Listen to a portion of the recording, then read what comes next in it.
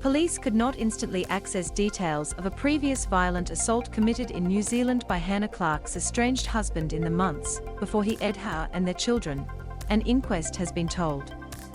Warning: this story contains content that readers may find distressing.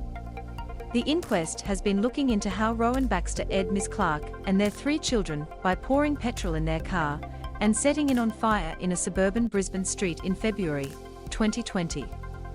Today, Coroner Jane Bentley heard evidence from Queensland Police Union President Ian Levers about some of the issues that police face in dealing with domestic violence complaints like Ms Clarke's.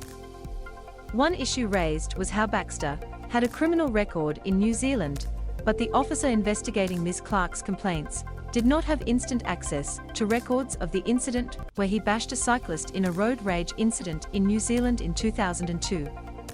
Last week, Kylie Buss, a former neighbour of Ms Clarke and Baxter, had told the inquest that Baxter had commented that he did not think he would get into Australia because of that criminal record.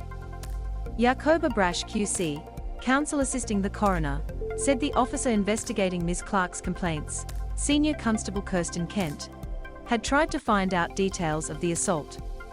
Dr. Brash asked Mr. Levers whether that would have been important information to know. Mr. Levers agreed, saying that it was not just about knowing that there was a reference to a criminal record in the police database for New Zealand, but there was a need to have the context of what happened. He said he supported the idea of a national database that included New Zealand criminal records and gave police immediate access to the fine details of the offences. I would like to see a national framework so all the information that is available on the Crime Police database is available to all police right around Australia and New Zealand, and as well as in any family law courts that would assist police, not just for police protection, but for protecting victims, he said. New Zealand is like another state of Australia, and people readily commute between Australia and New Zealand.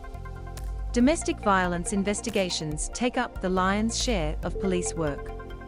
Queensland Police Union President Ian Levers said domestic violence represents the lion's share of police work across the state.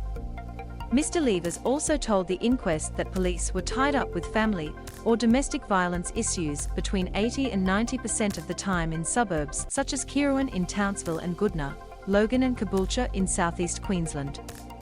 He said the average across the state was about 40% of police work, and it represented the lion's share of police work across the state.